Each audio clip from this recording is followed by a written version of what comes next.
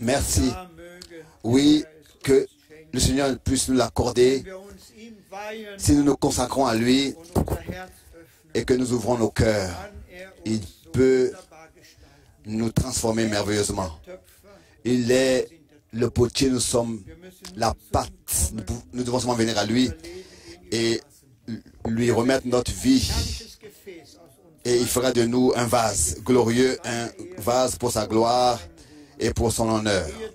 Avant que le frère Alpha Borg remette la réunion dans la prière au Seigneur, je voudrais lire une parole d'introduction dans l'Épître aux Hébreux, le chapitre 12. Hébreux chapitre 12. Nous sommes l'argile. Il est le potier, nous sommes l'argile. Hébreux chapitre 12. Hütet euch, dass ihr den nicht ablehnt, der zu euch redet. Au verset 25. Le verset 25, Hébreux 12, verset 25. Gardez-vous de refuser d'entendre celui qui parle du haut des cieux, car si ceux qui refusèrent d'entendre celui qui publiait des oracles sur la terre n'ont pas échappé, combien moins échapperons-nous si nous nous détournons de celui qui parle du haut des cieux. Celui dont la voix ébranla alors la terre et qui maintenant a fait cette promesse. Une fois encore, j'ébranlerai non seulement la terre, mais aussi le ciel. Ces mots, une fois encore, indiquent le changement des choses ébranlées, comme étant faites pour un temps, afin que les choses inébranlables subsistent. C'est pourquoi, recevant un royaume inébranlable, montrons notre reconnaissance en rendant à Dieu un culte qui lui soit agréable, avec piété et avec crainte. Car notre Dieu est aussi un feu dévorant. Une parole importante. Oui, cela nous rappelle alors que Dieu avait parlé du haut des cieux au peuple d'Israël autrefois sur la montagne du Sinaï. Et toute la montagne et la terre étaient ébranlées et la montagne était en feu. C'était la voix de Dieu qui avait retenti et c'est ainsi que sa voix a retenti jusqu'à dans nos âges, la voix du Seigneur. Et nous avons lu que nous ne devons pas nous détourner de celui. Nous ne devons pas refuser d'entendre celui qui parle avec nous du haut des cieux. Et encore ce soir, par le Saint-Esprit, par sa parole, c'est lui qui parle avec nous et nous voulons entendre ce que l'Esprit a à nous dire. Et qu'est-ce qu'il a préparé pour nous? Un royaume inébranlable. Tout ce qui est ici va passer, même la terre aussi. Tout va être ébranlé, même le ciel sera ébranlé. Et le ciel doit être aussi régénéré parce que le péché a eu lieu là-bas. Et le diable s'est rébellé et a emporté un tiers des anges. Et c'est ainsi que tout doit être régénéré. Nous aussi, nous devons être régénérés, transformés, renouvelés, pour pouvoir entrer dans la nouvelle ville, la Jérusalem céleste. Nous voulons maintenant entendre ce que le Seigneur a à nous dire. Amen. Nous sommes reconnaissants pour cette parole merveilleuse que nous avons déjà entendue. Gardez-vous de refuser d'entendre celui qui parle. Nous ne le rejetons pas. Nous disons, Seigneur, parle-nous. Nous voulons entendre, nous voulons croire et te faire confiance. Encore ce soir, nous voulons nous lever pour la prière.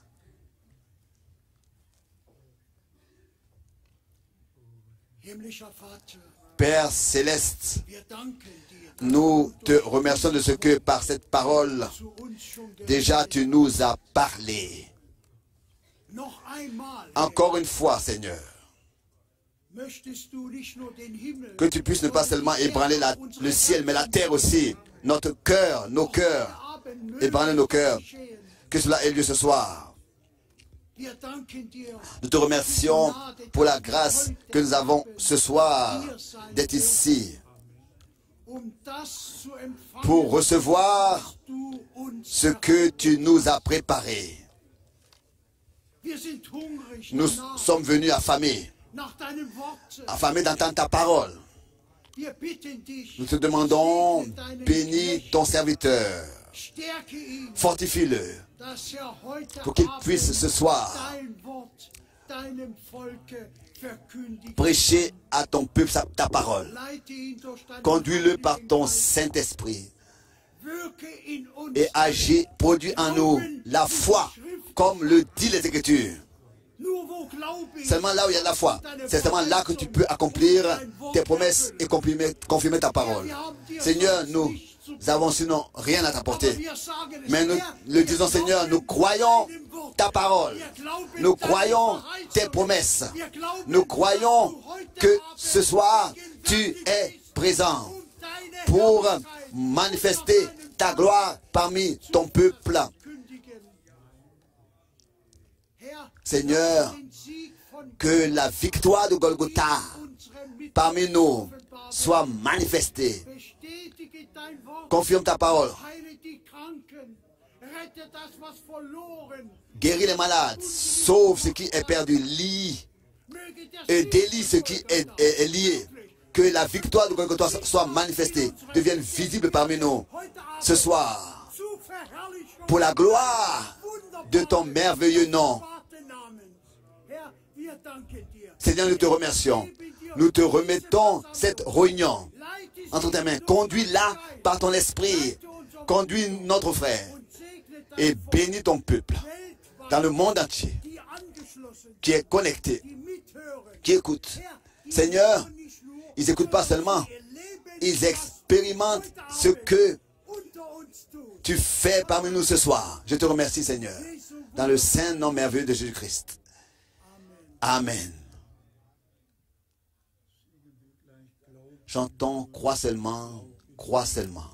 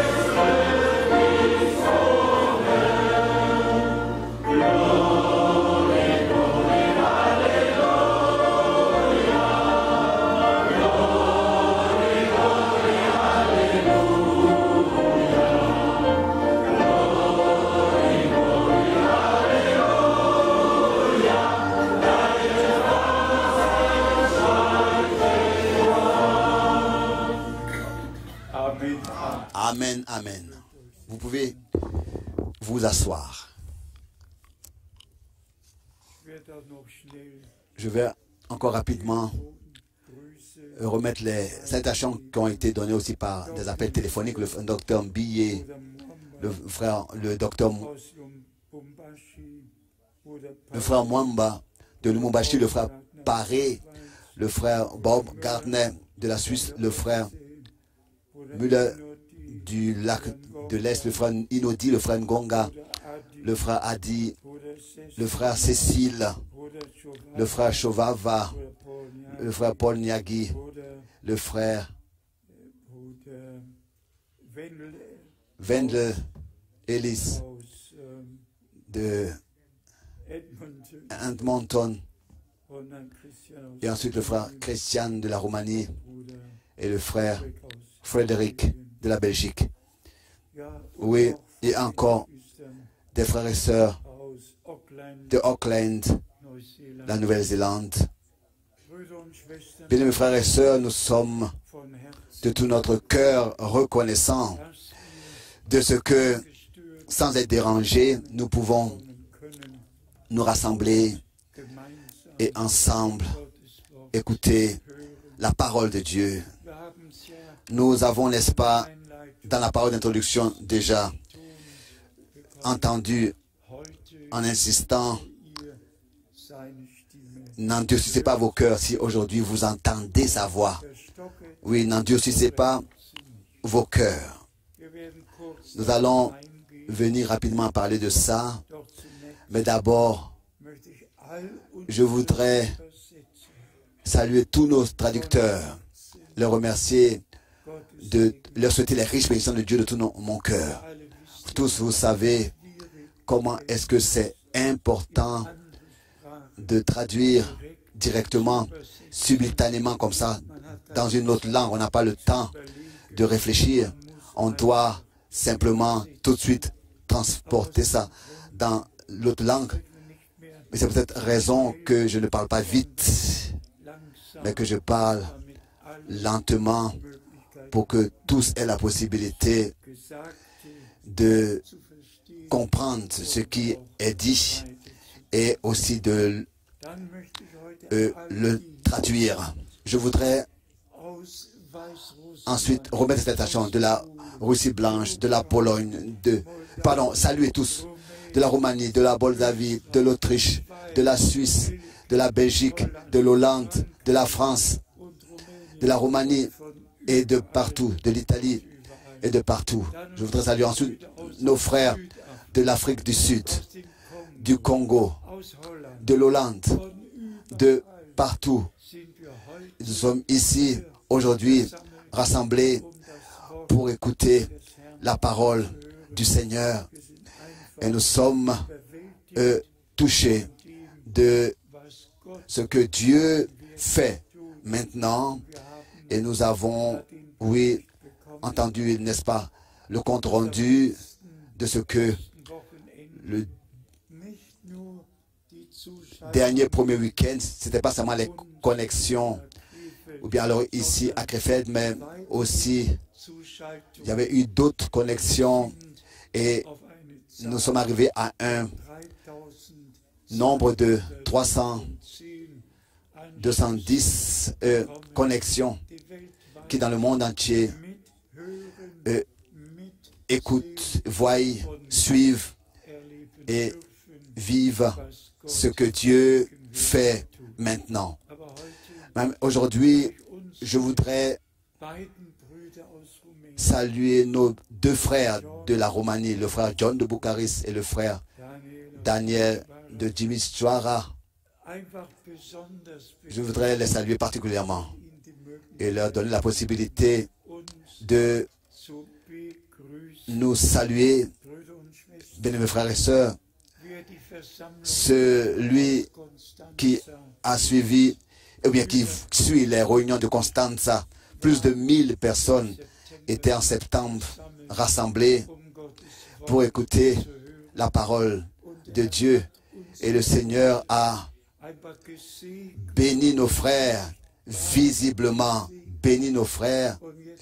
Et maintenant même, il y a à Bucarest une émission de télévision, une station de télévision qui nous donne tout le temps à notre disposition pour que nous puissions apporter le message divin. L'homme qui est responsable à Bucarest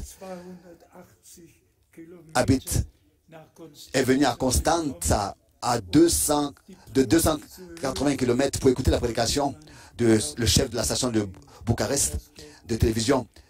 Et c'est ainsi qu'on a pu voir que Dieu vraiment a accordé tant de grâce. Et nos frères, depuis le commencement, sont restés dans la ligne, dans la parole, jamais. Ils ont été à la merci, n'est-ce pas, des interprétations. Et ils sont restés dans la parole pure et ils l'ont prêché originalement. Le frère John, le frère Daniel venait et exprimez-nous quelques mots. Qui vient pour traduire? Venez simplement, venez.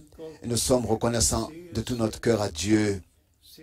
Très, très reconnaissants pour ce que le Seigneur fait par nos frères.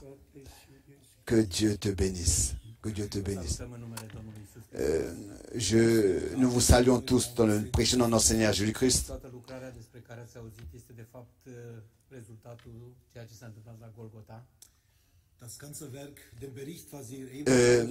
L'exposé que nous venons d'entendre de notre frère est le résultat de Golgotha, en fait. Nous sommes reconnaissants au Seigneur de ce que nous avons part à cette œuvre. Nous sommes seulement là pour que nous puissions être dans la présence de Dieu. Nous voulons vivre la présence de Dieu. Nous souhaitons à tous que quelque chose se passe avec nous. Nous ne devons pas, comme ça, aller comme nous sommes venus, mais que Dieu produise en nous son œuvre. Nous vous saluons tous dans le nom de notre Seigneur Jésus-Christ. Amen. Que Dieu te bénisse. Que Dieu te bénisse. Oui.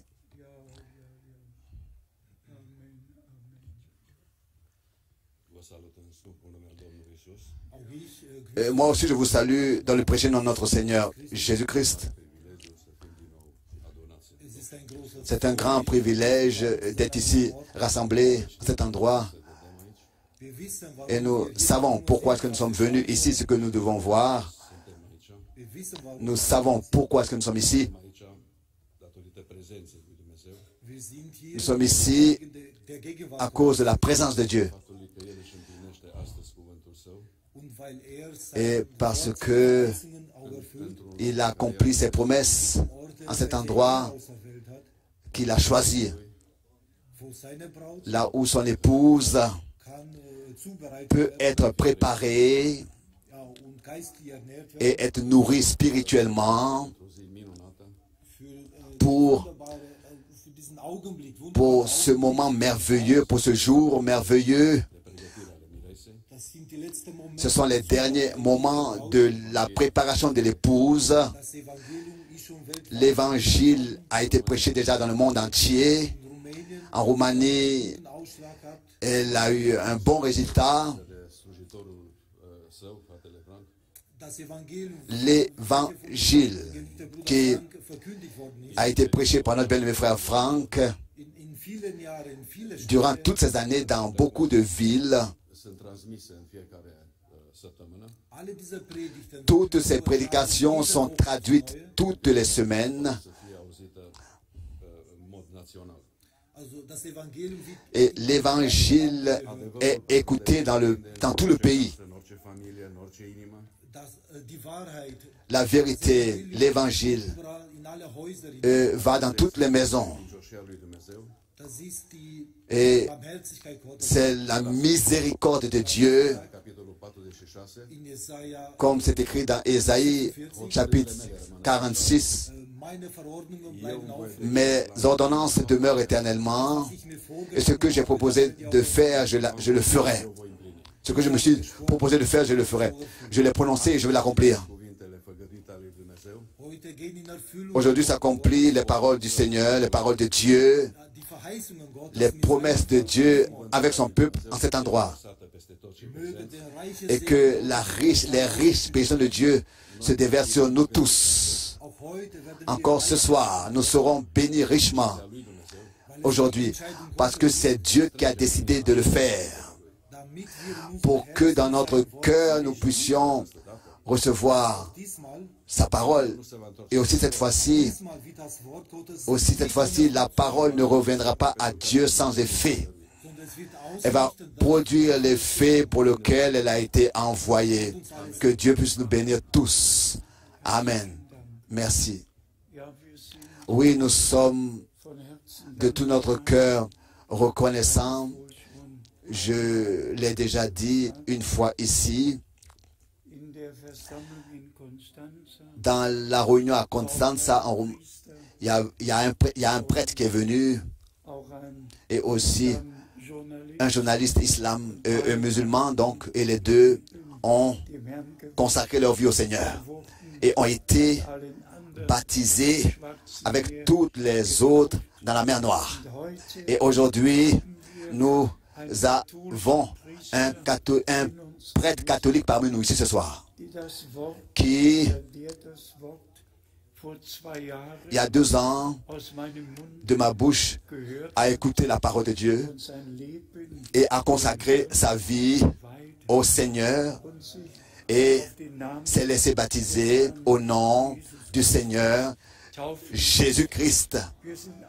Nous sommes simplement reconnaissants de tout notre cœur de ce que Dieu de toutes les églises, et les églises libres, de toutes les religions, de tous les peuples et de toutes les langues, appelle son peuple à sortir tel qu'il a déjà promis à Abraham, et par sa grâce, encore maintenant, de manière particulière par le dernier message, cela s'accomplit, ce que Dieu a promis. Pourquoi? Parce que le Seigneur a dit que l'évangile du royaume de Dieu sera prêché à toutes les nations. Nous allons tout de suite venir à entrer dans ces choses. Encore rapidement cette remarque en ce qui concerne Israël. Tous nous l'avons déjà entendu. Le 27 janvier, c'était un jour particulier. En 1945, le 27 janvier 1945, alors que l'armée rouge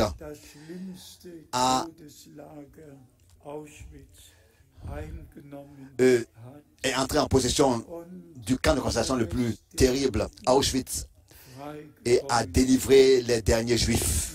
6 millions n'étaient plus, donc ont perdu leur vie, des pères et des mères, des fils et des filles, des enfants et des grands-parents ont perdu leur vie, ont été massacrés. Je suis reconnaissant à Dieu de tout mon cœur de ce que aussi en ce qui concerne ce point, il a utilisé son prophète pour le 3 décembre me dire que sur l'Allemagne, il n'y a aucune malédiction qui se repose à cause de ce qui a été fait aux Juifs. Dieu va appeler à rendre compte ceux qui sont responsables de ces crimes. Quand ensuite on lit dans l'Apocalypse concernant la grande ville dans laquelle tous les sangs des martyrs ont été trouvés. Nous ne voulons pas entrer dans les détails de ces choses, mais nous portons une grande douleur aussi à Jérusalem. Ce jour, d'une manière particulière, a été mémoré et nous bénissons Israël au nom du Seigneur. Mais pas seulement ça, tous les peuples doivent comprendre qu'ils seront seulement bénis s'ils bénissent celui que Dieu a établi. Et encore lors de la dernière visite, je le dis encore entre parenthèses rapidement, C'était qui? Le prochain homme là, à la Maison Blanche. 13 églises en cet endroit ont interdit à cet homme-là de fouler leur seuil, seulement parce qu'il appartient au côté évangélique. Et vous savez, Billy Graham était l'un des hommes que Dieu pouvait utiliser pour que l'évangile en général soit prêché. Et frère Branham a été utilisé par Dieu, a pu être utilisé par Dieu pour prêcher le plein évangile, la parole de l'heure. Mais tous ceux qui, n'est-ce pas, appartiennent pas à Rome ou bien quelque part d'autre, mais qui se considéraient comme évangélistes, donc sont en général rejetés. Et alors qu'il a été encore dit que la Bible ne vient pas d'Israël, la Bible vient de la Palestine. Les gens ne savent pas ce qu'ils disent. Ce qui était la Palestine auparavant, le pays des Philistins, c'est-à-dire la ligne de Gaza, 43 km de long et 14 km de large. La ligne de Gaza, c'était la lignée des Philistins, la bande de Gaza. Et on peut le lire, la Palestine, la bande de Gaza, et aussi dans Zacharie. Et l'autre chose, bien mes frères et sœurs, qui me touche toujours, les blasphèmes ne prennent plus fin. Je crois que je l'ai déjà mentionné ici, aussi en ce qui concerne la naissance de notre Seigneur, ou bien alors de ce qui concerne la divinité. Il n'y a pas longtemps encore, il y a quelque chose de nouveau qui a été exprimé. Le Saint-Esprit n'est pas masculin, il est féminin. Et quand ensuite la chef de l'église évangélique dit que Marie était une femme, mais pas une vierge. Alors qu'est-ce qu'on doit encore dire? Mais où commence le blasphème et où est-ce que ça s'arrête? C'est incompréhensible ce qui se passe sur terre. Et justement, dans un tel temps, où vraiment tout est dans un désordre complet, c'est dans ce temps que Dieu nous a révélé sa parole. Et de Genèse 1, de tout notre cœur, nous avons la grâce de croire ce qui est écrit, déjà depuis le commencement de la Bible. Et laissez-moi dire cela, dans la nouvelle brochure, je l'ai mentionné, celui qui ne peut pas croire ce qui est écrit dans le premier livre de la Bible, dans le premier verset de la Bible, ne pourra pas croire non plus ce qui est écrit dans tout le texte jusqu'au dernier chapitre et le dernier verset de la Bible. Et si dans le premier verset de la Bible, il est écrit, au commencement, Dieu créa le ciel et la terre. Alors nous disons tous un amen à une fois. On n'a pas besoin de Mr. Darwin ou bien un Mr. Darwin qui a propagé une théorie de l'évolution. Non, on n'a pas besoin. Et cela n'arrive pas souvent que je fasse de telles remarques. Mais, une fois par jour, je voudrais quand même écouter les nouvelles. Et il y a un jour, bien un soir, où j'étais trop tôt là à écouter les nouvelles. Et dans ces 2-3 minutes-là, en avance, il y a quelqu'un qui parlait et il disait, nous sommes en train de sonder en ce moment donc l'explosion originale. Et nous sommes en train de faire des recherches pour voir ce qui s'est passé lors de l'explosion. Je lui ai dit, mais toi-même, tu as une explosion dans le cerveau. Tu as une explosion. le Big Bang, en train d'examiner ce qui s'est passé dans le Big Bang. J'ai dit, mais toi, tu as un Big Bang dans ton cerveau. Il est écrit dans la Bible qu'au commencement, Dieu créa le ciel et la terre. Et tout ce qui est écrit de tout notre cœur, nous pouvons le croire. Pour moi, cette année est aussi une année particulière. Pas seulement pour Israël.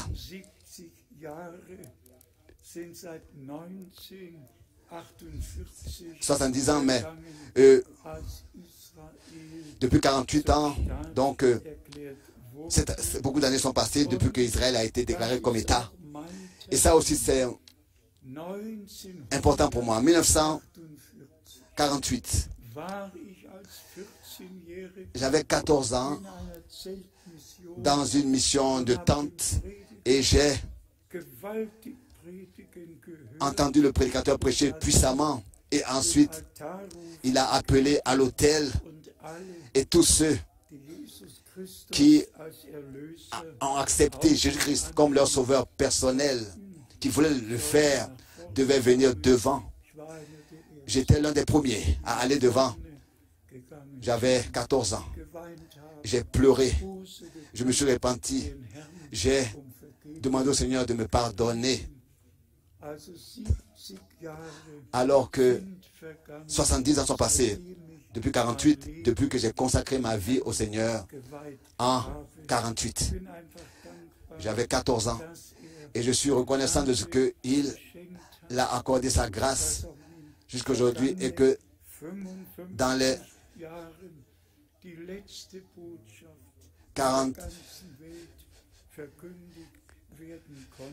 45 ans, j'ai pu prêcher la parole dans le monde entier, que tous ont eu la grâce de croire que vraiment nous sommes proches avant le retour de Jésus-Christ.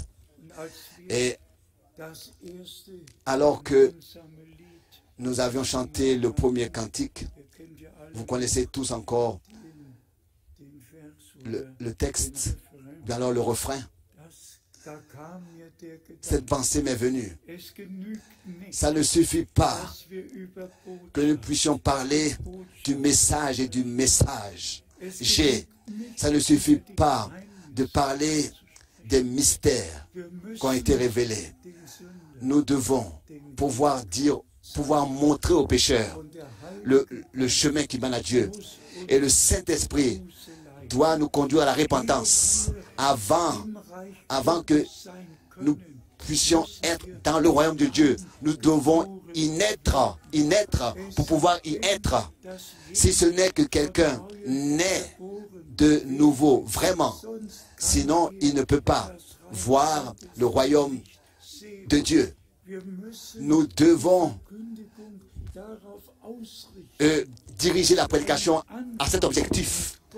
Que ceux qui sont là fassent réellement un commencement authentique avec Dieu. Que le Saint-Esprit puisse vraiment convaincre du péché. Comme le dit dans Jean 16. Quand le Saint-Esprit viendra, il vous convaincra le monde du péché, de la justice et de la justification. Du jugement et de la justification. Qui s'est vraiment repenti avec un cœur brisé, qui a déjà été vraiment conduit à la repentance par le Saint-Esprit, qui a déjà dit Seigneur pardonne-moi. Celui qui ne demande pas d'être pardonné, il ne peut même pas recevoir le pardon. Et celui qui ne reconnaît pas qu'il est un pécheur, comment est-ce qu'il veut demander le salut? Bien, frères et sœurs, c'est simplement nécessaire. Et s'il vous plaît, acceptez cela de tout votre cœur. Le commencement doit être authentique. Il faut que dans notre vie, il y ait un commencement authentique avec le Seigneur. De manière qu'on sait aussi certain que le ciel brille au ciel, que le soleil brille au ciel. Moi, pécheur, j'ai obtenu le pardon de mes péchés. Qu'on ait cette certitude de la foi et et que ce ne soit pas une imagination, mais que ce soit une conversion authentique. Et ensuite, le deuxième pas, c'est une nouvelle naissance. Dans la conversion, nous nous tournons personnellement à Dieu, mais dans la nouvelle naissance, c'est l'effet de la parole et de l'esprit qui est manifesté dans notre cœur et crée en nous la vie de Dieu. Et l'une des questions a été pour aujourd'hui, est-ce que la nouvelle naissance et le baptême de cet esprit sont la même chose? Non. L'un, c'est la naissance par l'esprit, de l'esprit de Dieu. L'autre, c'est d'être rempli avec l'esprit. Et ça, ou bien alors de l'esprit, ça nous l'avons reconnu selon les Écritures. Le Saint-Esprit a couvert Marie de son ombre. Et ensuite, la promesse a été donnée que ce qui naîtra de toi sera ou bien est du Saint-Esprit. Mais ensuite, quand le baptême d'eau a eu lieu, quand le Seigneur a été baptisé, le Saint-Esprit est descendu sur lui. Et il a été dit, celui-ci est mon fils bien-aimé, en qui j'ai trouvé toute mon affection, mon bon plaisir. Dans le baptême d'eau, nous confirmons que nous avons accepté le Seigneur. Mais dans le baptême du Saint-Esprit, c'est le Seigneur lui-même qui confirme qu'il nous a acceptés, il nous a agréés et que nous avons été établis dans l'adoption par la grâce de Dieu et que nous sommes héritiers de Dieu et co-héritiers de Jésus-Christ. Que le Seigneur, notre Dieu, puisse utiliser cette réunion à ce que nous puissions consacrer notre vie de tout notre cœur à notre Sauveur d'une manière nouvelle. Ensuite, dans les dernières réunions, que ce soit ici ou alors à Zurich, nous avons eu à parler de ce que notre Seigneur, dans l'évangile de Matthieu, dans le chapitre 11, a demandé. Qu'est-ce que vous êtes allé voir dans le désert? Et ensuite, nous avons lu dans Romains, le chapitre 10, les questions 4 fois où il s'agit du mot comment. Comment est-ce qu'ils doivent écouter? Comment est-ce qu'ils doivent croire? Comment? Et encore une fois, comment? Comment donc invoqueront-ils? Comment croiront-ils? Comment entendront-ils? Comment y aura-t-il des prédicateurs? Et ensuite, nous avons parlé de ce que Dieu d'abord appelle et ensuite envoie pour qu'un message soit apporté et que tous ceux qui croient de tout leur cœur, à eux, la parole ensuite sera révélée. Nous savons tous que Jean-Baptiste était un prophète promis. Promis. Il faut qu'on puisse le dire nouvellement dans chaque réunion en insistant. C'était un ministère promis. Que nous savons que Dieu fait toutes choses selon sa parole, par sa grâce, et que il a, toujours accompli et confirmé des promesses qu'il avait faites et accompli ce qu'il avait promis dans sa parole. Je pourrais lire beaucoup de versets bibliques. Laissez-moi lire 2 versets bibliques qui nous montrent, doivent nous montrer que Dieu, le Seigneur, pour la première venue de Christ et pour la deuxième venue de Christ, a lui-même, n'est-ce pas, déterminé le temps. Dans 1 Timothée, et je voudrais à cela, ou bien alors demander que nous puissions simplement être patients et persévérer dans la foi. Dans la foi, nous allons vivre l'accomplissement des promesses avant le retour de notre Seigneur Jésus-Christ.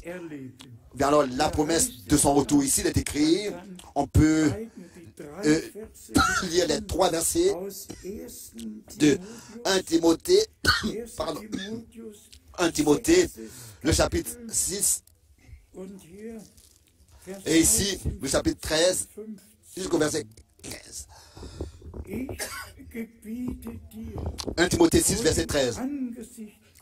Je te recommande devant Dieu, qui donne la vie à toutes choses, et devant Jésus-Christ, 1 Timothée 6, verset 13, qui fit une belle confession devant Ponce Pilate.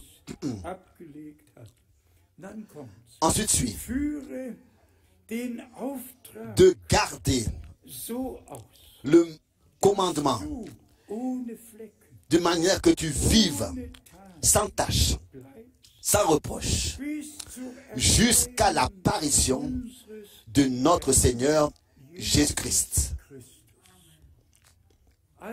Donc, la prédication doit être 100% correcte. Elle doit être à 100% la parole de Dieu. Il n'y a pas le droit d'avoir une séquelle d'interprétation, de pensée humaine dans la prédication. Ensuite, suit le verset important aussi en relation avec l'apparition et le retour de notre bien-aimé Seigneur et Rédempteur. Verset 15. Que manifestera en son temps le bienheureux et seul souverain, le roi des rois et le Seigneur des seigneurs, qui manifestera en son temps le bienheureux. Que cela soit ancré profondément dans notre cœur, qui manifestera en son temps, le bienheureux. Lui, le roi, et seul souverain, le roi des rois et le Seigneur des seigneurs. Qui seul, verset 16, possède l'immortalité, qui habite une lumière inaccessible que nul homme n'a vu, ni ne peut voir, à qui appartiennent l'honneur et la puissance éternelle. Amen.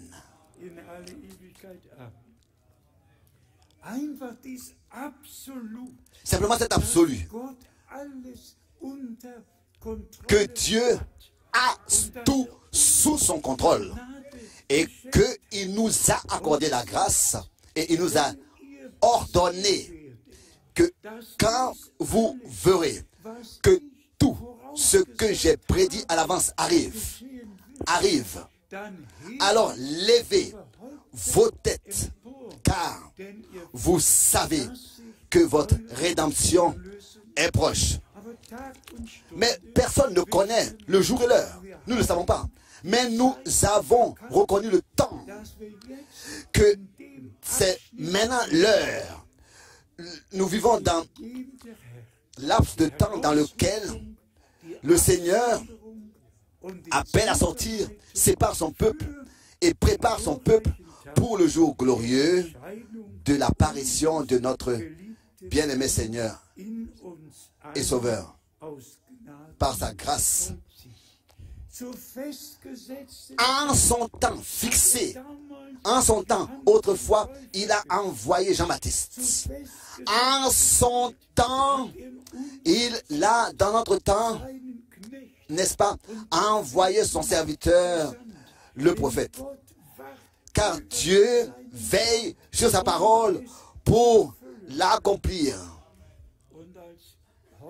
Et alors qu'aujourd'hui, un frère disait, oui, les Juifs attendent encore Élie. C'est dommage de ce que le Seigneur autrefois devait dire, a dû dire, qu'ils n'ont pas reconnu le jour de la visitation de Dieu. Jean-Baptiste était, n'est-ce pas, cet homme que Dieu avait envoyé. Et ils n'ont pas reconnu son ministère. Et ils l'attendent encore jusqu'à aujourd'hui que Élie vienne. Bien, mes frères et sœurs, la foi deviendra une révélation seulement si nous reconnaissons la parole de l'heure et reconnaissons ce que Dieu a promis dans son accomplissement. C'est la même chose aussi ici dans Tite, le premier chapitre. Il a été dit Tite. Ici, à partir du verset 1, il est écrit, Tite, chapitre 1, verset 1.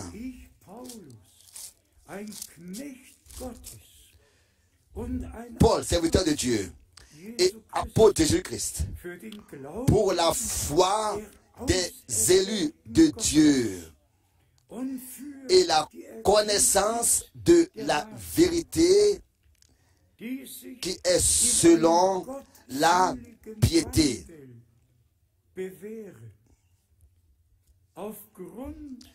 lesquels reposent sur l'espérance de la vie éternelle, promise avant tous les siècles, par le Dieu qui ne ment point. Maintenant sur le verset. Promis avant tous les siècles. Depuis les temps, depuis l'éternité, promis avant, depuis l'éternité, par le Dieu qui ne ment point, et qui a manifesté sa parole en son temps. Amen. Verset 3. En son temps. Loué et exalté notre Seigneur. Loué et exalté notre Seigneur.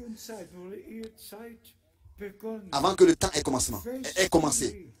Avant tous les siècles. Cela veut dire en allemand, promis déjà depuis l'éternité, par le Dieu qui ne ment point, avant que le temps existe. Et quand le temps fut arrivé, Dieu a veillé sur sa parole.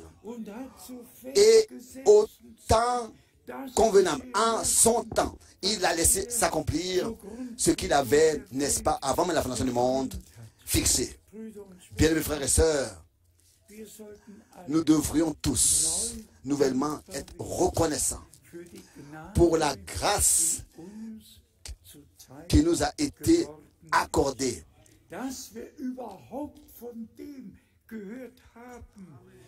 d'avoir même eu la grâce d'entendre ce que Dieu a promis pour ce temps. Et encore, pour mentionner cela rapidement, en 1955, frère Branham n'a pas parlé de Malachie, ou bien alors de la parole qui était déterminée pour notre temps. Mais en 55, il a en général comme ça prêché le plein évangile et il a appelé les pécheurs à la repentance et ensuite il a prié pour les malades. Mais ensuite vint l'avril 1962, alors que l'ange de l'Éternel a dû dire à frère Branham, n'entreprends pas le voyage en Suisse, mais retourne à Jeffersonville et emmagasine la nourriture. Je suis reconnaissant à Dieu de tout mon cœur de ce que c'était en avril 62, que cela fut ordonné à frère Branham, alors qu'il a fait les deux remarques sur la nourriture qui doit être emmagasinée, et que Dieu le Seigneur, au même temps, le 2 avril, a parlé et a donné l'ordre, c'est-à-dire ce qu'il avait fixé avant même la fondation du monde, que la nourriture ne soit pas seulement emmagasinée quelque part à Jeffersonville, et ensuite que le monde n'entende pas parler de ça, mais tel que l'homme de Dieu disait, le message ira dans un autre pays. Et cela a eu lieu. Et je montre toujours à ceux qui nous visitent les 800 bandes magnétiques des prédications de Frère Branham que dans les années 50 et les années 60, j'ai reçu, donc depuis 58. Pour moi, et je crois pour nous tous, c'est quelque chose d'important, de très important. Frère Branham est aux États-Unis, peut-être 8000 kilomètres d'ici, je ne sais pas. Mais le même Dieu peut être partout en même temps. Et en même temps, en avril, là-bas et ici, le même Dieu a parlé. Et nous regardons toutes ces années en arrière dans lesquelles nous avons, n'est-ce pas, prêché le message de l'heure que cet homme de Dieu a apporté, un prophète au nom du Seigneur. Il a apparu et personne n'avait un ministère comme lui. Pierre ne l'a pas eu non plus. Paul ne l'a pas eu non plus. Et frère Branham pouvait dire, ici se répète le même ministère que notre Seigneur lui-même avait, se répète alors qu'il marchait ici sur cette terre autrefois et qu'il effectuait son ministère parmi les Juifs et les Samaritains. Et que maintenant le même ministère s'effectue parmi les nations en tant que dernier message, en tant que dernier signe, comme il est écrit dans Jean 5, verset 19. Le Fils ne fait rien de lui-même sans avoir vu ce que le Père fait. Le Fils ne fait rien. C'est ainsi que le Fils fait ce que le Père a fait. D'avoir cette révélation de Dieu, de voir en vision ce que le Père fait. Et nous avons la grâce de reconnaître ce que Dieu a promis et ce qu'il a fait. Et maintenant nous venons à une pensée très importante, c'est-à-dire rassemble-moi mon peuple. Ça devrait être dit dans chaque réunion. Aujourd'hui, il s'agit de ce que le peuple de Dieu soit rassemblé de tous les peuples, les langues et les nations. Et je voudrais pour cela lire cette parole de Deutéronome pour que vous puissiez savoir ce qui est lié à ce commandement. Rassemble-moi mon peuple. À quoi était lié ce commandement, cet ordre, et à quoi est lié aujourd'hui encore ce commandement, cet ordre. Deutéronome, chapitre 4. Deutéronome, chapitre 4. Ici nous lisons verset 10. Deutéronome, chapitre 4, verset 10. Souviens-toi. Oui, souviens-toi du jour où tu te présentas devant l'Éternel, ton Dieu, à Horeb, lorsque l'Éternel me dit, assemble auprès de moi le peuple. Je veux leur faire entendre mes paroles. Bien-aimés frères et sœurs, c'est simplement important. Je ne lis pas maintenant de Exode 19 ou bien Exode 20. Je lis de Deutéronome le chapitre 4. Ici, Dieu le Seigneur lui-même, par son prophète, se réfère à ce qu'il a dit dans Deutéronome, lors de l'Exode, lors de la loi qui a été donnée. Ce qu'il avait dit en donnant la loi. Tout cela est répété ici. Ordre pour ordre, commandement pour commandement. Et c'est pour cette raison que Dieu rassemble son peuple, pour qu'il puisse entendre ses paroles qu'il a prononcées en donnant la loi. Et c'est pour cette raison que Dieu nous rassemble ici encore aujourd'hui. Rassemble-moi mon peuple. Rassemble-moi mon peuple pour qu'il puisse entendre mes paroles, c'est-à-dire les paroles que j'avais prononcées au commencement, lors de l'Exode, les ordonnances, les lois que je vous ai données. Vous devez encore les écouter et apprendre à craindre l'Éternel tout le temps qu'ils vivront sur terre. C'est la même chose encore aujourd'hui. Il s'agit que nous soyons rassemblés pour écouter la parole de Dieu. Lisons encore dans Exode, dans Deutéronome, 4, verset 35. Tu as été rendu témoin de ces choses, afin que tu reconnaisses que l'Éternel est le seul Dieu, qu'il n'y en a point d'autre.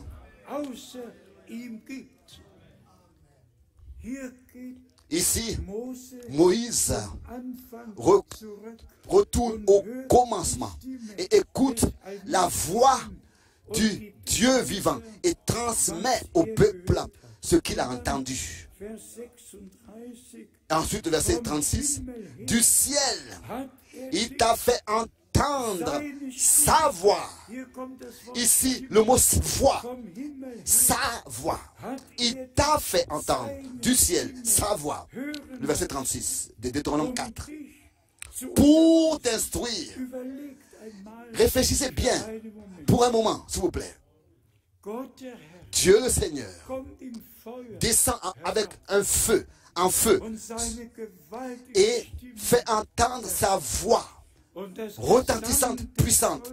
Et tout le peuple a entendu de ses oreilles naturelles la voix de Dieu. Et ensuite, nous lisons ici, encore le verset 36, du ciel, il t'a fait entendre sa voix. Le feu était ici sur cette terre, sur la montagne de Sion. Le Seigneur, mais sa voix fut entendue du ciel. Dieu est présent, il est en même temps au ciel et sur terre. Il était descendu sur la montagne, mais sa voix fut entendue du ciel pour t'instruire. Et sur la terre, il t'a fait voir son grand feu. Et tu as entendu ses oreilles du milieu du feu. Et pardon, tu as entendu ces paroles du milieu du feu. Et celui qui continue à lire, à partir du verset 37, mais allons directement au chapitre 5. Ici, au chapitre 5, tout est répété. Tout ce que Dieu a dit lors de la sortie, lors de l'exode, a été répété. Il fallait que cela soit répété au peuple d'Israël avant son entrée dans le pays de la promesse. Il fallait que ces paroles soient répétées au peuple de Dieu et que cela soit mis dans leur cœur. Ce que Dieu avait dit lors de leur exode. Bien-aimés frères et sœurs, si nous voulons entrer dans le pays de la promesse, il faut que Dieu le Seigneur nous révèle la parole qu'il a fait prêcher lors du fondement de l'Église du Nouveau Testament. Il faut que Dieu nous révèle le même plein évangile et que nous ayons le respect devant notre que le respect devant ces paroles soit mis dans nos cœurs et que par ces paroles nous ayons la même orientation qui a été donnée par le message dans l'église primitive lors de son fondement, c'est-à-dire par le rétablissement de tout ce qui avait été perdu par le Dieu veut le restituer, le rétablir maintenant à la fin. Et ici, le serviteur de Dieu énumère toutes les lois. Au chapitre 5, le verset 17. Tu ne tueras point. Même déjà le verset 16. Honore ton père et ta mère comme l'Éternel ton Dieu te l'a ordonné, afin que tu ne tueras point, tu ne commettras point d'adultère, tu ne dévoreras point, tu ne déroberas point. Et tout ce qui a été dit lors de la sortie du peuple d'Israël, lors de son exode, tout cela a été encore une fois répété avant qu'ils entrent dans le pays de la promesse. Bien-aimés frères et sœurs, laissez-moi dire cela ici aujourd'hui, aussi très clairement. Si tout cela est énuméré ici, tu ne commettras pas d'adultère, tu ne porteras point de faux témoignages contre ton prochain, tu ne devras point, etc. Tu ne convoiteras point la femme de ton prochain, etc. Laissez-moi, bénir frères et sœurs, dire la chose suivante, et cela au nom du Seigneur. Si un pécheur se répand et vient au Seigneur, il ne reste plus dans le péché, mais il est racheté. Racheté veut dire affranchi, transformé. Il sort de cette nature. Le menteur ne ment plus. L'adultère ne brise plus, ne commet plus l'adultère. Et celui qui calomnie, qui critique, qui parle mal, ne le fait plus. Il faut que cela vraiment soit une réalité parmi le peuple de Dieu. Si nous disons que nous sommes rachetés, nous devons être rachetés. Ça veut dire sortis de la malédiction et de toute nature qui ne vient pas de Dieu. Il faut que cela soit prêché. Aujourd'hui, je l'ai lu dans Romains, dans Johannes, dans Jean 8, ce que le Seigneur a dit à la pécheresse. Il lui a dit, tes péchés te sont pardonnés, mais quel a été l'ordre? Va et ne pêche plus. Au pardon des péchés. Au pardon des péchés. Et doit venir ensuite la délivrance de la nature pécheresse. Dieu nous pardonne, mais il nous libère ensuite de la nature de péché. Nous ne pouvons plus faire ces choses. Il faut que cela aussi devienne une réalité dans notre vie. Et aussi jeunes et âgés. Que nous puissions, c'est vrai, d'un côté, expérimenter le pardon de nos péchés, mais ensuite, savoir que celui qui boit ne boit plus. Celui qui est lié ne l'est plus. Celui qui ment ne le fait plus. Celui qui est esclave n'est plus esclave. Il faut que cela devienne une réalité. La rédemption doit devenir une réalité. Nous avons accepté le pardon de nos péchés et nous avons expérimenté ce que Dieu, dans sa parole, a promis. Pas seulement que tes péchés sont pardonnés, mais va et ne pêche plus. Et frère Branham l'a dit en insistant, le premier des péchés, le premier péché est l'incrédulité. Satan est venu en forme du serpent et a semé le doute dans le cœur. Et ne doute jamais à ce que le Seigneur a dit à Adam. Et c'est ainsi que, n'est-ce pas, le premier péché a commencé. Ce que Dieu avait dit à Adam a été remis en question. Bien, frères et sœurs, s'il vous plaît, acceptez cela de tout votre cœur. Ne doute en aucune parole de Dieu. Même si vous ne pouvez pas le mettre en pratique et l'accomplir, respectez quand même cette parole. Dites, Seigneur, c'est ta parole, je la respecte, je l'accepte. Mais aide-moi à la mettre en pratique. Est-ce que vous avez compris? C'est la même chose encore dans notre temps. Pourquoi est-ce que le Seigneur a ordonné de rassembler son peuple? C'est un ordre. Pourquoi? Pourquoi? Pour qu'ils puissent entendre mes paroles. Quelles paroles? Les paroles, les mêmes paroles que le Seigneur, dans l'église primitive, au commencement du Nouveau Testament, lors du fondement de l'église, a prêché. C'est-à-dire qu'ils ont prêché quoi? De devenir un seul cœur, une seule âme. Nous devons revenir au commencement. Lisez l'acte de l'apôtre. Nous devons encore insister dans Deutéronome. Le mot Deutéronome, c'est le 5e livre de Moïse en allemand. On dit carrément 5e livre de Moïse. Et cela, Deutéronome, c'est-à-dire, ça veut dire en fait répéter. Deutéronome, c'est répéter, répétition. Et nous n'avons pas un nouveau enseignement, un nouveau évangile. Nous répétons les mêmes évangiles. Nous prêchons la même parole. Et nous savons que ça fait partie du rétablissement de toutes choses telles que Dieu l'a promis dans sa parole. Rassemble-moi, mon peuple, avec le même objectif aujourd'hui, pour qu'ils puissent entendre mes paroles. Et il faut que cela soit dit encore en insistant. Bien mes frères et sœurs, nous n'avons pas seulement entendu frère Branham ou bien frère Paul. Nous avons entendu la parole de Dieu. Le Seigneur, par sa parole, a parlé avec nous. Et comme nous l'avons lu, et aussi, comme c'est écrit dans Hébreux 12, cela a été lu dans l'introduction. Ne refusez pas d'entendre sa voix. Autrefois, sa voix a ébranlé toute la terre. Qu'est-ce qui se passe avec toi, avec moi? sa voix? Est-ce que sa parole, la voix de Dieu, t'a transformé, t'a ébranlé, t'a remué, t'a brisé, t'a transformé, t'a délivré? Est-ce que nous comprenons que c'est Dieu qui est derrière ce qui est en train de se passer et que ce n'est pas un homme qui nous parle, mais que c'est Dieu qui nous parle encore aujourd'hui du haut des cieux, comme autrefois, et qu'il veut nous ramener à l'état qui existait dans l'église primitive, qu'ils étaient un seul cœur, une seule âme. Répétons encore ce qui doit être dit aujourd'hui. Dieu a un plan avec Israël. Dieu a un plan avec l'Église. Le peuple d'Israël va fêter son 70e jubilé depuis 48. Et nous fêtons cette année notre 60e jubilé. 1948, j'ai commencé à traduire les prédications de Frère Branham depuis 58.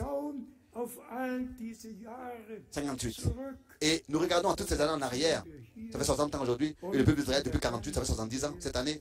Et dans le monde entier, Dieu a accordé sa grâce à ce que son peuple puisse se rassembler ensemble, pas seulement ici, mais par exemple à la République du Congo, 3000, 4000, et là-bas, il y a des grandes assemblées. C'est l'ordre de l'heure. Rassemble-moi mon peuple pour qu'il puisse entendre ma voix. C'est merveilleux. Voilà l'ordre de l'heure, le commandement de l'heure. C'est merveilleux de ce que Dieu a fixé un temps et que c'est dans son temps fixé que tout ce qu'il ordonne s'accomplit. Savoir ce que Dieu a fixé pour ce temps dans lequel nous sommes, que cela doit s'accomplir dans ce temps et que cela s'accomplit. Sur Israël, nous avons déjà la dernière fois eu à dire, Zacharie 12, verset 3, Jérusalem deviendra une pierre pesante pour toutes les nations. Oui, nous avons tous entendu ce qui s'est passé. D'abord le 6 décembre, nous avons tous appris ce que le Premier ministre a dit. Et nous sommes de tout notre cœur reconnaissants à Dieu pour ça. De ce que nous avons la grâce de voir. Que cela avec Israël vraiment est le signe. Pas seulement un signe. Le Seigneur a parlé de tous. Dans Matthieu 24, de cris et de cris de guerre. Mes bien frères et sœurs, soyez sincères. Celui qui de nous a... À quoi est-ce que ça sert à quelqu'un de nous d'entendre que le 2 février 1943, il y a eu Stalingrad et 800 ont perdu leur vie? Ou bien alors, si on entend parler de la politique, à quoi est-ce que ça sert? À qui est-ce que ça sert? Mais quand nous parlons d'Israël, nous entendons des nouvelles sur Israël, alors nos oreilles s'ouvrent, notre cœur est touché. Parce que le même Seigneur a dit, après qu'il y a eu des guerres, des cris de guerre, des temps de disette, après avoir parlé de tout cela, il a dit, quand vous verrez que le figuier devient tendre et qu'il reçoit une nouvelle vie, alors vous savez que cette génération ne passera pas jusqu'à que tout cela arrive, ce qui est écrit. Et le Seigneur appelle son peuple ensemble à se rassembler. Il ouvre notre intelligence pour l'accomplissement des Écritures. Car ça, c'est ce que Dieu, n'est-ce pas, dans beaucoup de prophéties, dans l'Ancien Testament, avait fixé quand il rassemblera son peuple Israël de tous les peuples et qu'il les ramènera dans leur pays. Alors, le retour du Seigneur est proche. Et c'est ainsi que nous avons la grâce de voir toutes ces choses, d'entendre toutes ces choses. Et disons encore une fois, que ce soit pour moi ou bien pour nous, 70 ans depuis 1948, ou bien alors 60 ans depuis 1958, ou bien alors 55 ans depuis 1962. On peut, n'est-ce pas, revenir à plusieurs dates et dire, oh Dieu, comme plein de grâce tu es, en ton temps, au temps convenable, en ton temps, tu as veillé sur ta parole pour l'accomplir. Et tu nous as accordé la grâce de reconnaître le jour et l'heure.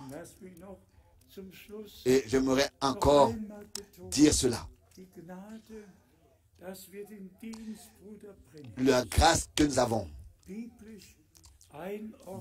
de voir la place du ministère de Frère Branham dans la Bible, dans les Écritures, c'est une grâce. Et d'avoir compris l'objectif de ce ministère et de comprendre de quoi il s'agit. Pas pour inventer une nouvelle direction de foi ou bien appeler à l'existence des doctrines, des nouvelles doctrines, mais justement pour que notre direction puisse être de nouveau celle qui existait au commencement, dans l'église primitive. Car notre Seigneur est l'alpha et l'oméga. Il est le premier et le dernier. Et comme souvent nous avons eu à le dire, la première prédication et la dernière doivent être semblables. Le premier baptême et le dernier doivent être semblables. Tout doit être semblable. Tout de la part de Dieu lui-même doit être rétabli dans l'état primitif. Et nous aussi, en tant qu'individus, nous croyants, nous devons être rétablis dans l'état primitif. Chacun individuellement doit être rétabli. Et encore cette remarque, si je dois la faire parce que on m'a parlé de ça. Nous croyons en cet endroit comme Dieu aussi pour le couple a déterminé, pour le mariage. Nous ne jugeons aucun homme. Nous ne discriminons personne. Mais pour les croyants, existe l'ordre divin. Que chaque femme est son mari et que chaque mari est sa femme. Je le dis à cause de la débauche, dit Paul. Ça, c'est l'ordre de Dieu depuis le commencement, depuis même 6000 ans. Et cela est valable pour l'Église du Dieu vivant. Et que chacun trouve sa place dans la présence de Dieu. Et que chacun ait un amen entier dans son cœur pour ce que Dieu, dans sa parole, a à lui dire. À lui, le seul vrai Dieu qui nous a fait sortir de tous les peuples, les langues et les nations et nous rassemble et nous donne ainsi la possibilité, nous a donné la possibilité de ce que tous les peuples, les langues et les nations aient la possibilité d'écouter les derniers messages. Qu'est-ce que Dieu pouvait encore faire de plus que ça? Ce qui est important, c'est que nos cœurs soient ouverts et que tous, nous puissions vraiment faire nos expériences du salut avec le Seigneur. Peut-être encore cette remarque. Les grandes églises d'État, etc., enseignent que par l'aspersion sur le front, le bébé naît de nouveau, est né de nouveau et est dans le royaume de Dieu et reçoit la vie éternelle par l'aspersion de l'eau sur son front. Et c'est peut-être raison que depuis le commencement, aussi, même au commencement de la Réformation, ils ont exprimé la malédiction sur tous ceux qui se sont laissés rebaptiser d'eau. Les rebaptisés, pour cette raison, ont été maudits par l'Église parce que l'Église a enseigné que par le baptême, qui pour eux est une aspersion sur le front, ils ont reçu le salut, le pardon de leurs péchés et la vie éternelle. Tout cela a été accordé par le baptême, par l'aspersion à ce nouveau-né. Et c'est ainsi que les protestants qui ont rejeté, n'est-ce pas? C'est les protestants qu'ils ont interdit aux protestants de se refaire rebaptiser. Chaque église devait accepter que le baptême au nom de Jésus-Christ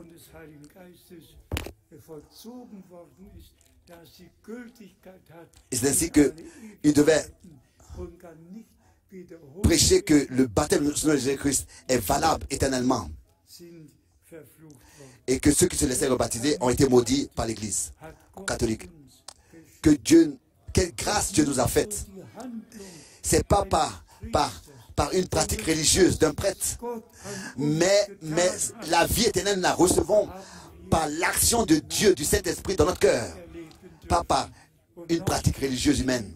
C'est ainsi que nous avons écrit que celui qui croit et qui se laisse baptiser, nous avons lu, pardon, sera sauvé.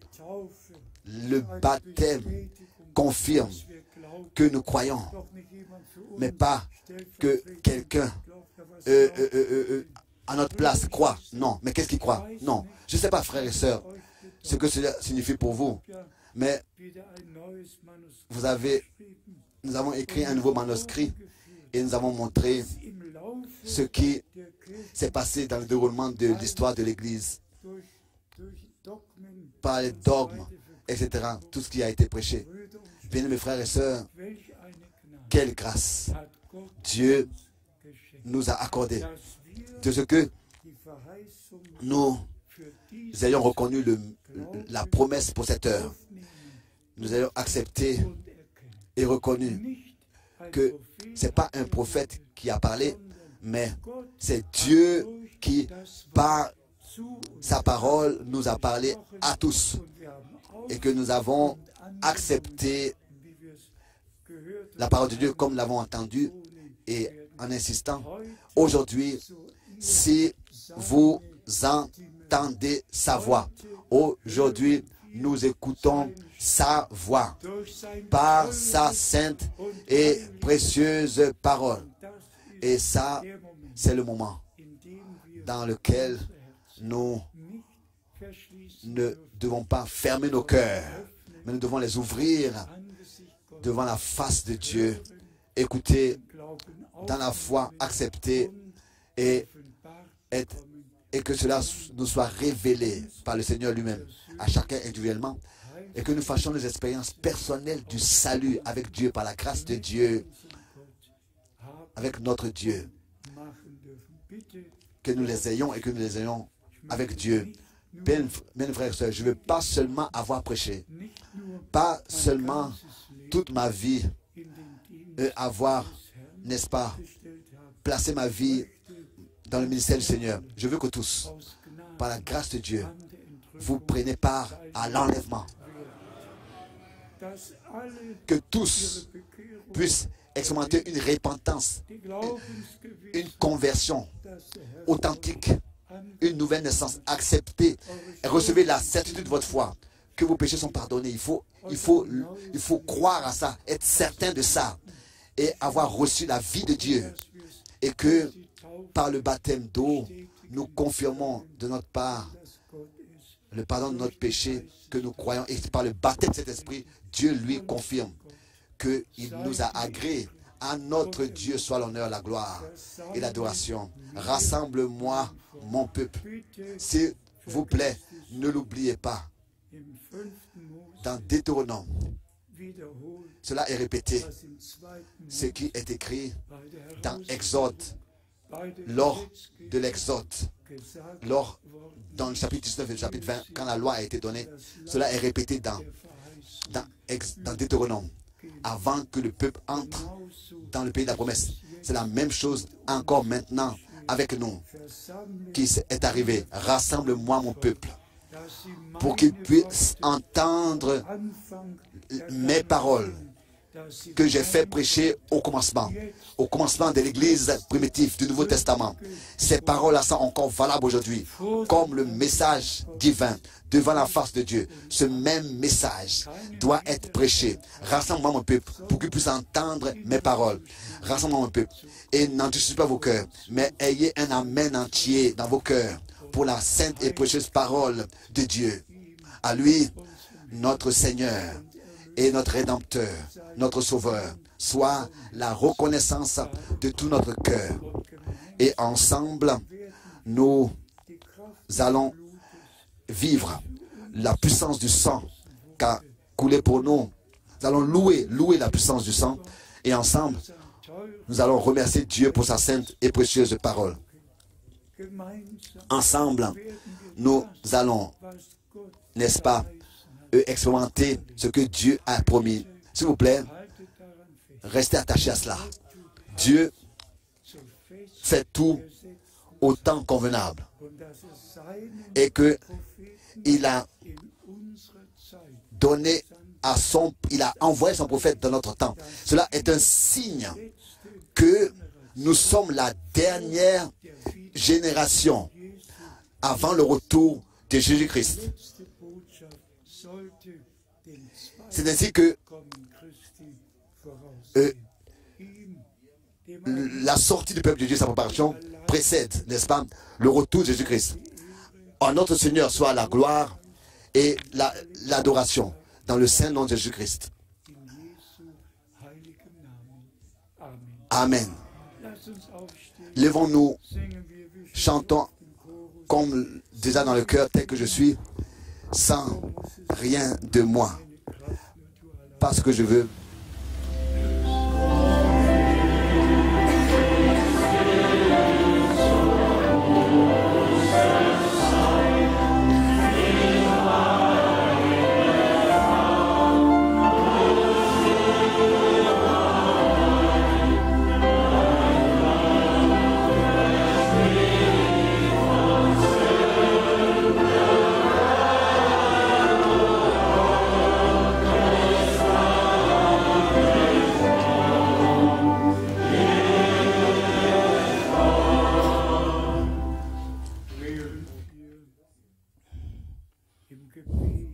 Pendant que nous persévérons nous nous recueillons et demeurons dans la prière, bien nos frères et sœurs, c'est le jour que le Seigneur a fait pour nous. Le message qu'il a envoyé en son temps, avant que le temps fixé du retour de Jésus-Christ ait lieu. Il fallait que Dieu le Seigneur, et c'est ainsi qu'il a envoyé son prophète. Et comme il est écrit dans Actes des Apôtres, le chapitre 3, à partir du verset 19, à lui, notre Rédempteur, le ciel et la terre devaient le recevoir jusqu'au temps du rétablissement de tout ce que Dieu, par la bouche de son saint prophète, avait fait annoncer à l'avance depuis le commencement. Des hommes de Dieu se sont tenus sous la directe conduite et inspiration du Saint-Esprit et ont prêché ce qui appartenait au dessein du salut de Dieu. Et Dieu le Seigneur nous a accordé la grâce maintenant de vivre, d'entendre, et venons encore une fois à Matthieu 11 et Romains 10. Pour quelle raison êtes-vous allés dans le désert? Qu'est-ce que vous vouliez voir? Qui est-ce que vous vouliez entendre? De quoi il s'agissait? Et ensuite la réponse: un homme, plus qu'un prophète, car il avait la grâce de présenter notre Rédempteur et de dire: voici l'agneau de Dieu qui ôte le péché du monde. Croyez maintenant, aussi tous les jeunes, tous ceux qui sont ici pour la première fois aujourd'hui, que ce soit de la Russie blanche, ou bien de la Pologne, ou bien de la Roumanie, ou bien d'autres pays, tous ceux qui sont là aujourd'hui pour la première fois et qui écoutent la parole dans cet endroit. Vous êtes ici venus pour un objectif, pas pour entendre un homme, mais pour écouter la parole vivante, telle qu'elle a été prêchée au commencement. Maintenant, avant le retour du Seigneur encore, l'entendre. Et je voudrais aujourd'hui ne pas terminer la réunion sans demander: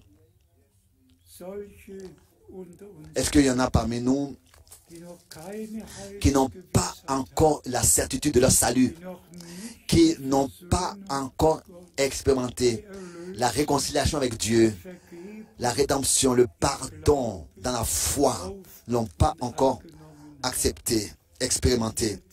Et bien-aimés frères et sœurs, et bien-aimés amis, il est encore écrit: celui qui invoque le nom du Seigneur sera sauvé.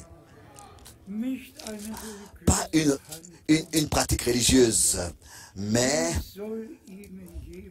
comment est-ce que quelqu'un comment est-ce qu'il y aura-t-il des prédicateurs s'ils ne sont pas envoyés? Romains 10, verset 15. C'est ainsi que il y a des hommes de Dieu envoyés et nous acceptons ce que le Seigneur, par la grâce de Dieu, nous a donné. Tous ceux qui n'ont pas encore la certitude de leur salut et qui ne peuvent pas encore témoigner. Ce jour et ce jour, là-bas et là, j'ai expérimenté ma conversion, la repentance devant le Seigneur. J'ai expérimenté une nouvelle naissance. Bien-aimés frères et sœurs, aucune réunion devrait être terminée sans que l'appel soit fait à l'autel. Venez à moi, vous tous, dit le Seigneur, qui êtes fatigués, vous tous qui êtes fatigués et chargés. Je vous accorderai le repos, le pardon, le repos pour vos âmes. Et disons encore cela ici. C'est celui qui n'invoque pas le nom du Seigneur, celui qui de tout son cœur n'ouvre pas sa bouche et dit pas: Seigneur, bien-aimé Seigneur Jésus, je viens maintenant à toi. J'accepte ce que tu as fait pour moi, ce que tu as accompli pour moi sur la croix à Golgotha. J'accepte la rédemption et le pardon. Et ensuite s'accomplit ce qui est écrit dans Jean 1. Tous ceux qui l'ont reçu, il leur donna le pouvoir de devenir enfants de Dieu. Et comme je l'ai dit tout à l'heure, je veux que tous ceux qui entendent la parole de ma bouche soient prêts lors du retour de Jésus-Christ. Et c'est peut-être raison que nous demandons, en tant qu'ambassadeurs de Christ, soyez réconciliés avec Dieu. Et il faut que cela soit dit encore en insistant, tel que le Seigneur, n'est-ce pas, a dit à cette pécheresse: tes péchés te sont pardonnés. Va, va, mais ne pêche plus. Aujourd'hui, prenez la décision, par la grâce de Dieu, de consacrer votre vie au Seigneur. Pas une conversion et ensuite continuer à marcher dans ses propres voies. Mais ensuite, après notre conversion, nous foulons le sol, nous passons par la porte étroite et nous marchons sur le chemin étroit. Et nous croyons ce que Dieu a fixé dans son dessein de salut et nous a accordé. Nous l'acceptons. Chantons encore une fois: tel que je suis, sans rien de moi.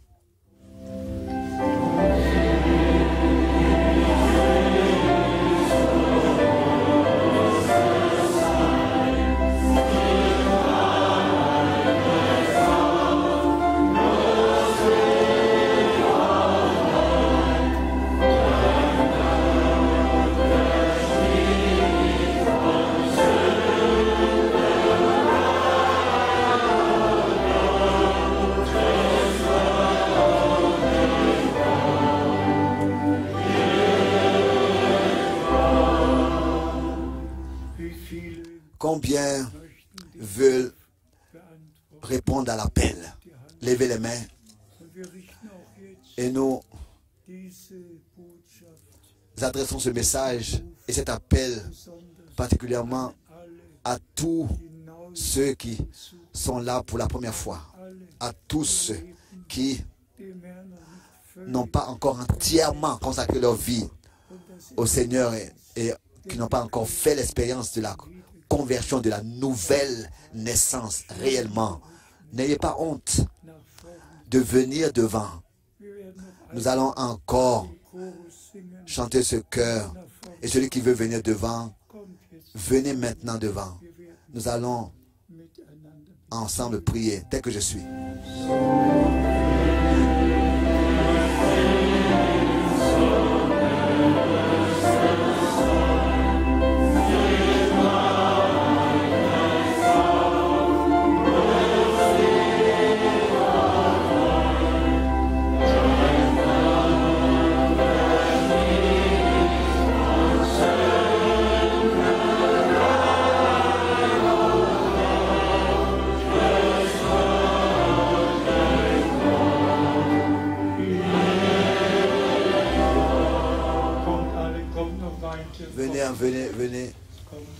Venez, oui, venez. Oui, oui, merci. Merci, venez, venez. Encore une fois, chantant tel que je suis. Venez, nous allons ensemble prier les uns pour les autres.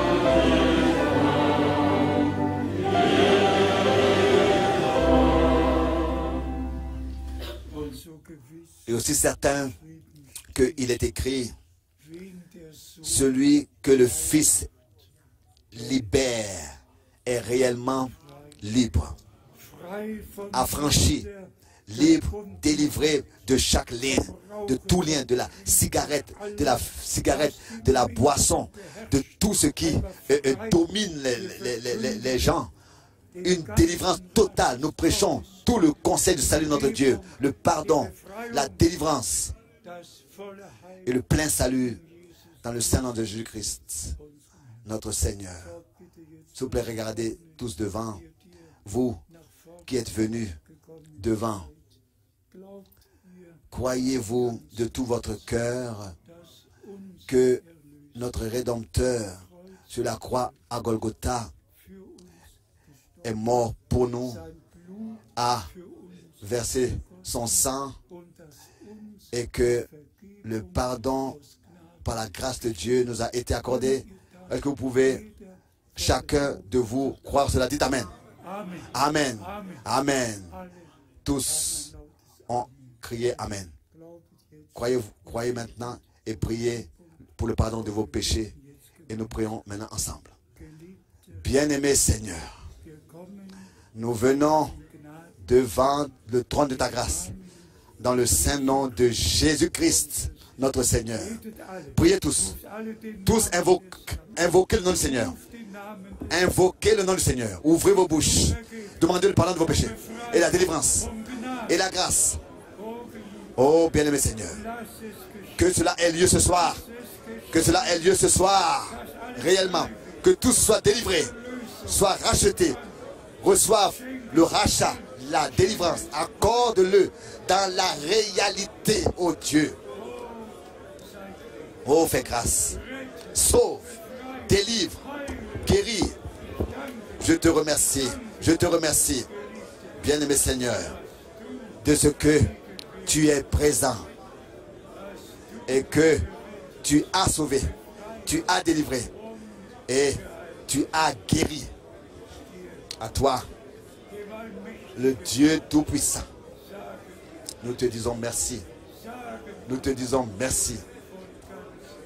de tout notre cœur et de toute notre âme. Alléluia.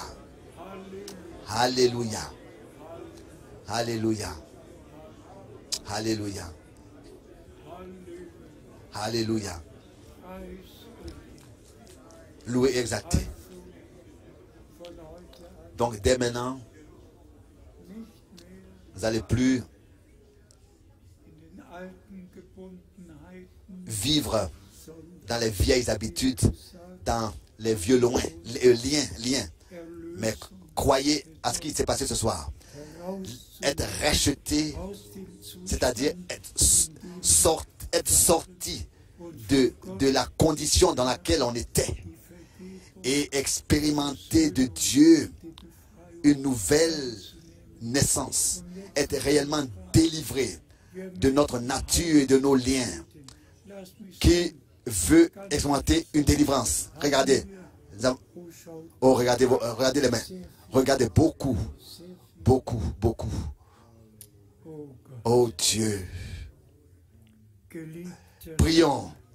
Bien-aimé Seigneur, toi Dieu éternel, les deux vont ensemble, on ne peut pas séparer. La rédemption, le pardon et la délivrance, la guérison, tout va ensemble. Toi, celui qui te pardonne de tous tes péchés et guérit toutes tes maladies. C'est ainsi que c'est écrit. Et c'est ainsi que cela s'est accompli. Et c'est ainsi que nous le croyons de tout notre cœur et de toute notre âme. Bien-aimé Seigneur, en ton corps, tu as souffert pour que nous, dans notre corps, nous soyons guéris. Et par tes maîtres sûrs, nous sommes guéris. C'est ainsi que c'est écrit. Et c'est ainsi que nous le croyons de tout notre cœur et de toute notre âme. Et nous croyons qu'aujourd'hui, tu confirmes ta parole en nous tous. Tu as confirmé ta parole en nous tous. Tu nous as rassemblés en tant que ton peuple pour entendre ta parole, entendre le message divin, la parole de la croix, de la réconciliation et du pardon, de la grâce et du salut et de la guérison. Bien-aimé Seigneur, je te remercie de ce que aujourd'hui de grandes choses se sont passées et que tu as accordé ta grâce et que tu as accompli ta parole. Bien-aimé Seigneur, et j'ose le dire que tous ceux qui maintenant croient que ton retour aura lieu en ton temps, et que ce temps est déjà fixé, et qu'ils croient que tu as envoyé ton prophète aussi en ton temps, avant le retour de Jésus-Christ, et que maintenant le peuple de Dieu est rassemblé, est appelé à se rassembler pour écouter le dernier message, la parole, la même parole qui a été prêchée au commencement de l'Église. La même parole est prêchée et entendue aujourd'hui et dans l'obéissance est mise en pratique. Bien-aimé Seigneur, je te demande pour moi et pour nous tous que nous soyons des enfants de Dieu qui sont obéissants, qui de tout leur cœur croient et sont obéissants et mettent en pratique ce que tu nous ordonnes dans ta parole. Pas comme une obligation, mais la vie en nous nous lie avec toi, Seigneur, avec chaque parole et avec tout ce que tu fais dans le présent. Oui, encore une fois, nous pouvons le dire. Louez, dites-le ensemble. Loue, dites-le tous. Loue l'Éternel, mon âme, et que tout ce qui est en moi loue son Saint-Nom. Oui, qui a pardonné tous mes péchés et qui m'a guéri de toutes mes maladies.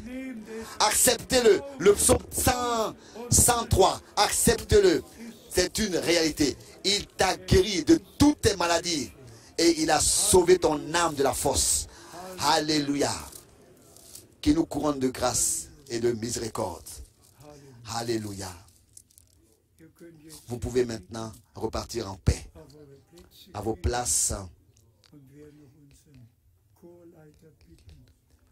Et nous allons demander encore à notre chef de chant s'il a encore un cantique que nous allons entendre. Que Dieu le Seigneur vous bénisse et soit avec vous. Alléluia. Alléluia. À notre Seigneur. Vous pouvez vous asseoir encore. Et nous demandons que la chorale nous chante un cantique encore.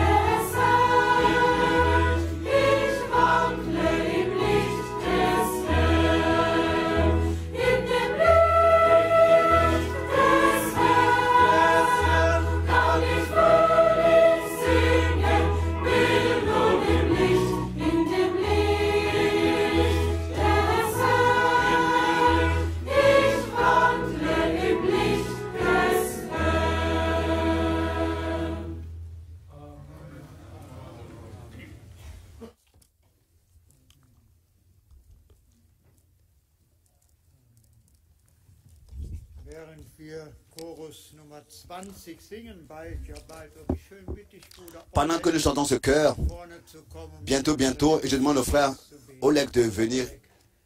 Et...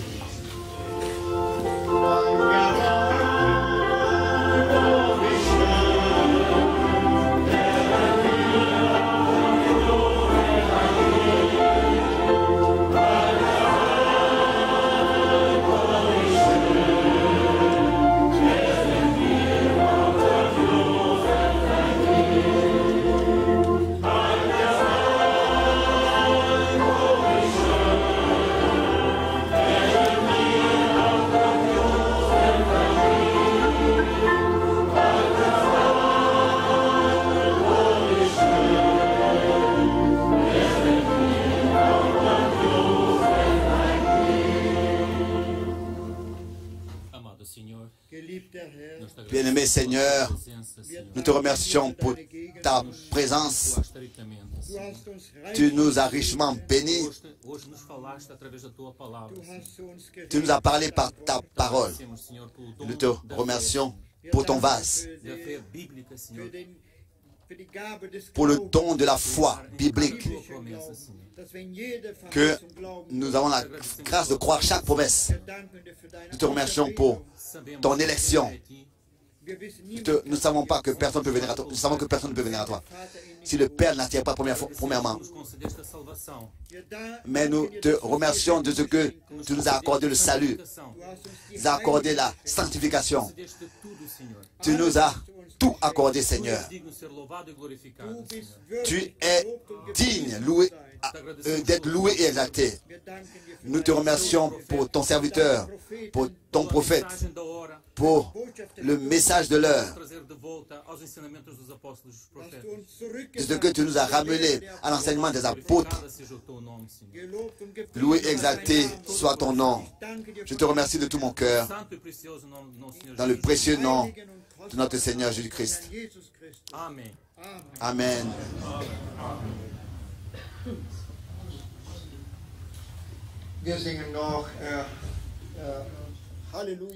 Alléluia soit glorifié.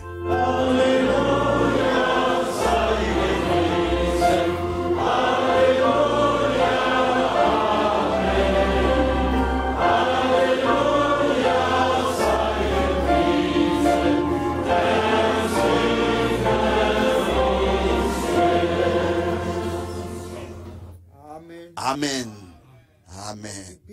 Encore la demande à tous de rester dans le recueillement et de veiller au calme dans les dortoirs et qu'aucun enfant saute et crie, qu'il n'y ait pas d'entretien à haute voix qui dérangerait les autres, mais que nous puissions repasser la parole dans nos cœurs. Nous avons entendu des paroles merveilleuses aujourd'hui.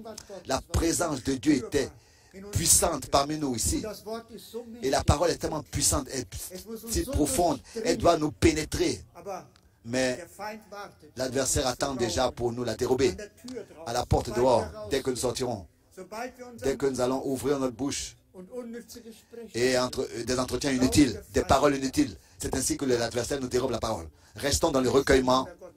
Nous nous souhaitons les riches bénédictions de Dieu et ensuite louer et demeurer dans la louange de ce que Dieu a fait pour vous ce soir. Vous allez remarquer ce que fait la différence.